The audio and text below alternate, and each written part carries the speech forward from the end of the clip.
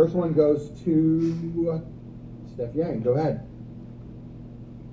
Thanks, Aaron. Steph Yang from The Athletic. Alyssa, obviously whenever any player's coming back from a long recovery, I think people want to know kind of how are you easing into camp and what the goals you might be setting for yourself and with the training staff. Like what goals are you looking to hit here? My goals for looking to hit are, I'm 100%, no restrictions, no, not holding anything back from that perspective. So now it's just getting back up to speed. Now it's just getting, cleaning back up the technical pieces. And obviously I think the biggest thing is there's always going to be, little habits or things that pop back up after some time away. So obviously identifying those and working to kind of work those things back out. But I think for me, I'm just, after a long time away, it's been, I think, almost 6-7 months now. So I'm excited to be healthy. It's been a long recovery. And I'm excited to get back in with the group to, put my head down and just get back to work. I think it's an exciting group. The January camp is always that where, it's just a grind. And for me, it's just, that's my goal with this is just to get back to playing like I know that I can. And obviously that's going to take a little bit of time just to get back up to, full speed. But I feel great, 100%, no restrictions, and excited to get through this week. Thank you. Excellent. Thanks, Liz. If you have questions for Liz, please raise your virtual hand, but we'll go to Theo Lloyd Hughes. Go ahead, Theo. Hi, I was curious to know what it's been like with the two new keepers, or newish keepers. I'm sure you've been around the camp with them before, but obviously while you're out, both had such fantastic 2021s, especially in the playoffs, such a memorable quarter-final match between those two keepers. So yeah, how's it been having Aubrey and Casey in the camp?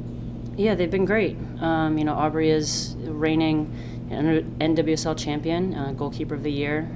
Casey had a great year with North Carolina and finished with 2 great games against Australia in November. So, they bring a high level to the training sessions, and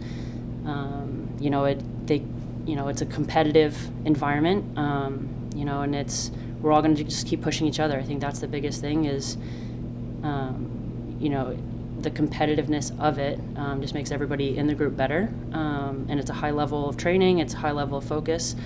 And I'm excited for the two of them. I've trained with them in the past. And with the 3 of us for this week, I'm excited for the opportunity to train. Thanks, Liz. Let's go to Alex Ozzie. Go ahead, Alex. Hey, Alyssa, Alex Ozzie with BC Sports. Curious if there's anything that you learned about yourself, either as a player or just a person during your recovery from injury that you're hoping to take forward with you. I think the biggest thing is not taking anything for granted. I think, especially when the injury happened, the timing of it is, coming off the quarterfinal game against the Netherlands and, being on such a high. This game can be kind of cruel to go from such a high to such a low that quickly. So for me, it's just not taking anything for granted. You never know when, an injury is going to pop up. And it's just a little bit more of enjoying every part of it, enjoying every training session again, enjoying every meeting, all the PT sessions. I had a fun little group of swimmers that kind of took me under their wing in my rehab process. So, able to help me fit in other ways that I wasn't throwing my body all over the ground. So, I think, grateful for the people that I had around me and the people that helped me over the last 6 months to get back to me and get back to who I am and kind of re-energize my motivation going forward. A quick follow-up. I'm curious, were you much of a swimmer prior to that rehab process? I was not. I was told I couldn't do anything and just had to sit still and recover. So, which I don't do very well at. So I was like, can I swim? Can I do anything? So I swam a lot, and at the gym I was at, there's a group of, they're all triathletes or former college swimmers, and they were like, watching me struggle in the pool and just trying to stay afloat, and they were like giving me tips along the way. And it's cool. It kind of turned into its own little community, and I enjoy it. I looked forward to going. It was like 3 days a week, and I was like, hey, you guys gonna be at the pool today? And it just kind of was something fun and to look forward to. In the midst of it's never easy to kind of grind through a recovery from an injury. So to kind of have that, competitiveness too, they're like giving me times to beat and whatnot. So I'm very grateful for them, my PT, obviously everybody around me that helped me get back. Cool, thanks for sharing that. Thanks, Alex. Liz, did you learn any other strokes? Did you do some butterfly or some backstroke? No, I didn't get crazy, but I do have a cool USA swimming cap now. So I'm just gonna pretend I was in Tokyo as a swimmer. All right, let's go to Harley Pamplin from local TV. Go ahead, Harley. Hi, Alyssa. Thank you for doing this. I'm with KXAN News here in Austin. With the national team being back here, it shines a spotlight, the national spotlight on Austin. But what that also does is expose the lack of a women's team here.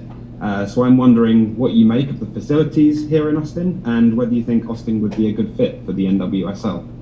I think Austin would be a great fit for the NWSL. I think the facilities here are great. They've done a phenomenal job, with the resources that they have in the fields and, training grounds and locker rooms and weight rooms and everything like that. And I would love to see a women's team here someday. I think they would be an ideal location.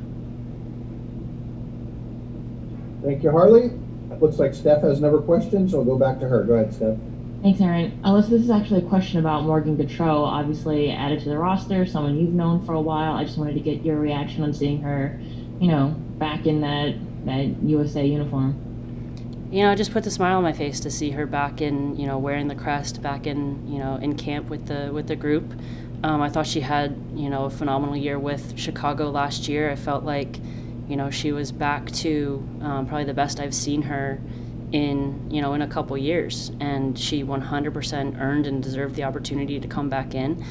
And she fought for it and she wanted it and she went out and got it. So very happy for her, very proud of her to continue to, it's never easy to kind of be out of the environment and then fight your way back in and get the opportunity. So just proud of the work that she's put in, the way that she has led, in Chicago and through the league, given herself this opportunity again. So very happy for her. Just quick follow-up on Morgan. A colleague of mine described her mindset. It looked like to us from the outside that she looked like she was willing to die on the field to get Chicago a championship. Would you agree with that assessment of her mentality? Yeah, for sure. Morgan is, the epitome of a team player, and she, did a lot for us, and she was one of the reasons that the team was so successful last year and made it to the championship game. Thank you. Unless anyone else raises their hand, the last question for Alyssa will go to Sean McCaffrey. Go ahead, Sean.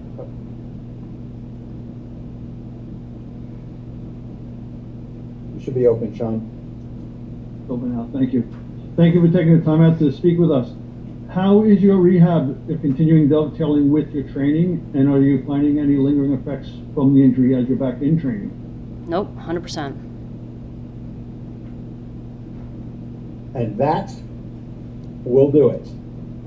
Thanks, Liz. Appreciate it. Thanks, and we'll go dark here for a second until we get back to Jalen.